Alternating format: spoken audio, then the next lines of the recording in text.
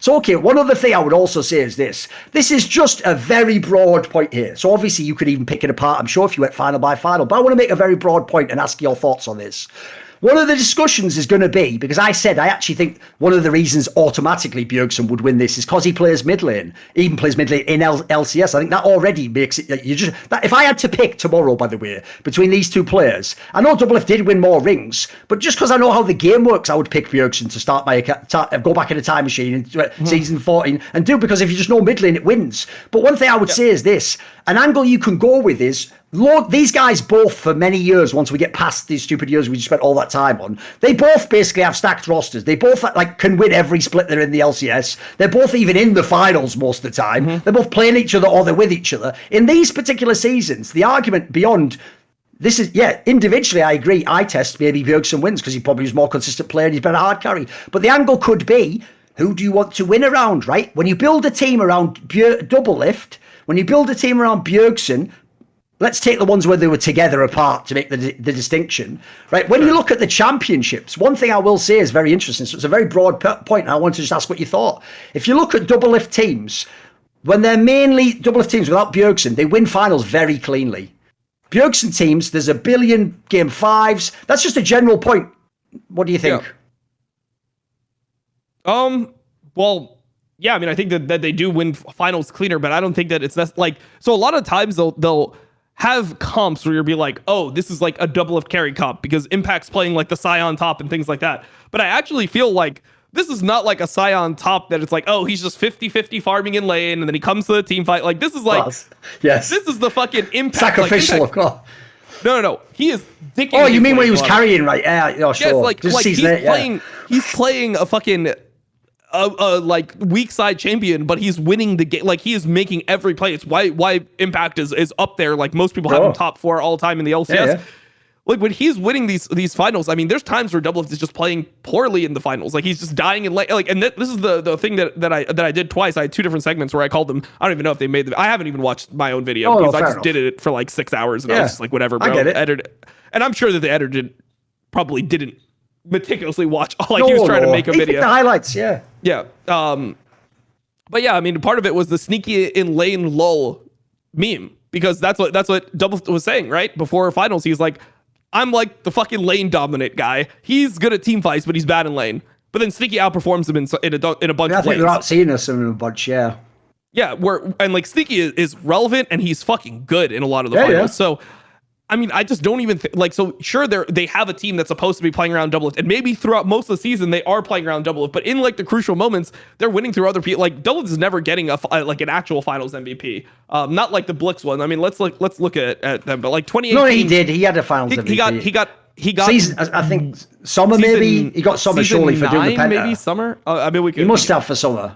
Oh, am I wrong? Was that pole belter? It could be pole belter, to be fair. Pole belter smurfed in spring, and then I remember Smithy won. Like, there was they actually gave Zion Spartan the finals MVP for that one, believe it or not, just because of the fucking draft angle. That's amazing. Okay.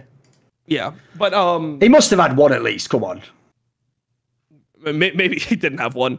I don't even think he's like playing super well in the finals. Like, when I looked, I didn't even know if he had one. I'm trying to double check, but you might be right. Maybe you are. Let's see. To do all the fucking prep for that. I mean, that's another thing that people don't understand. Like, to do the prep to fucking try to do a stream like this. I mean, my fuck. Oh, I know. Listen, the whole point is, that's why I said you can poke holes as well. It's ridiculous. Like, the joke is, you actually watch way more games than anyone would coming into this. Like, everyone else is just going from memory. I am largely. Like, I will say, though, that's also why I didn't like the argument before of like, oh, but the other guy gets the MVP. Because I'll give you an example. One thing they almost never actually let you do in LCS is they just don't let you be the MVP if you lose. So I'll give you an example, right? When Doublelift played with the Corpse of Yellow Star and they lost to CLG, they gave Stixxay the MVP of the series. Get the fuck out of my face. What? He was playing with who do you think should get MVP of that series? I'd have to go and look. But okay. I would guess that sounds ridiculous. That sounds like you just took... What you did there is narratives again, Dom. What you did is you go, right, CLG won, so it had to be someone on CLG. In fact, I would even... You know what's funny? I think he won like Andre Iguodala did against fucking LeBron. He won because he shut LeBron down. The logic was, he was against Doublelift. He should never win. But the problem is Doublelift had Yellow Star. And this guy had LeBron to fucking... only like 40 points a game. Wow, he did really I know well. he didn't. By the way, that's why I don't think he ever should have been that MVP. I think it was stupid as fuck. But that's also the other angle. Afromu's his fucking guy, mate. Afromu's a monster still in season 6. So that one, I'm just saying, that's why those points, if you make them once, they'll come back to haunt you in a way. But I don't know why you make them. You just make them for one particular case. But someone can always just come back and rules lawyer you later, you know.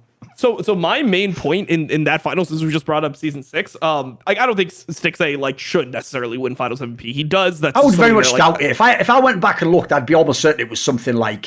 So here's an angle. Maybe even jungle or something. Maybe jungle or Darshan or something. If I had to look, I'd have to go back and check. I think that this final exposes that Doublelift does not have like the brain yet. Like he just doesn't have the brain component of the game. Like he's not able to recognize 2v1s.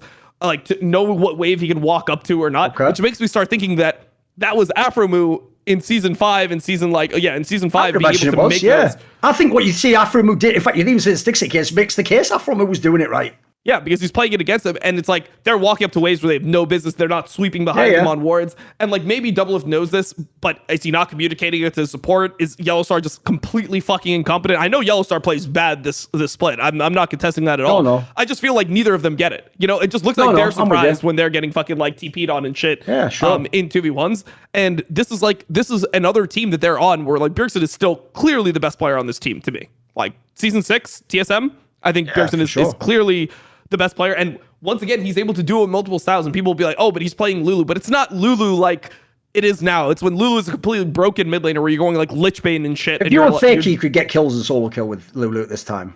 You're just dominating the lane. You perma pressure. You could invade a lot. Like there's just a lot of things you could do. So at this point, I just feel like Doublelift is on the team, and sure, like they're winning or losing together. But I think that the argument wouldn't even be close if they remained on different teams. Let's say Doublelift gets kicked from CLG and he doesn't go to TSM. Even if Bjergsen's not winning titles, I don't think Doublelift is going to be able to raise the team up the same way that Bjergsen did at this period of time. Because it seemed like you put the 4 wards on his team in summer of season 5, he got them to finals. Like he got them over us, where we had players that were supposed to outclass them in almost every role, besides for mid. Just throw this out there because I do have a good memory.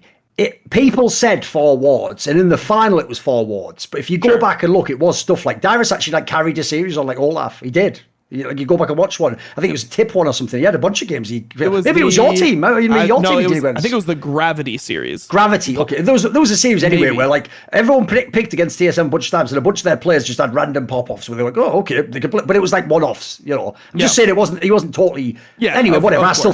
By the way, it was even more at Worlds where the 4 wards thing, because that's I agree. The Worlds one was a disgrace. Yes, that was when they shut down. But it's not part of this argument. So we'll try to. But this comes to one of the things you made the point of though, which is when you were saying. This was a quote. You said, when your team wins without you, that's not a good look because that shows that you weren't necessarily the most important part of it.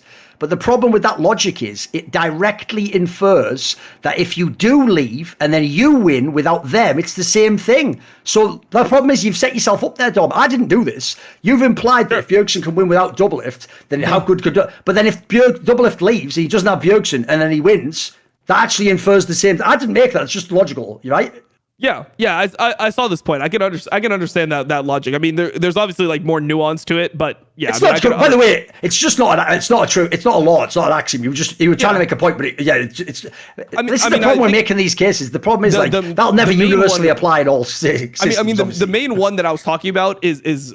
The difference there is that when I was making that, what I was trying to say is like in season 7, it's directly like Doublelift out, new player in, Doublelift's just like on the sideline. They win anyway. And then like in season 8, it's not the same where it's like the opposite where it's like, oh, well, he just joins a team and then like Bjergsen just like has like, it's like everything fucking didn't even have the like same lineup for Bjergsen. Exactly. Yes. There's 3 different so that's the distinction. The problem is it's the quote really. Like if you'd basically said like with the exact same team and with you as the hard carry. So if I put all the the credentials on it. That's all good. Yeah, that's all good. Sure. I'm helping you here if anything, mate. I'm helping you avoid the Reddit dunks. There you go.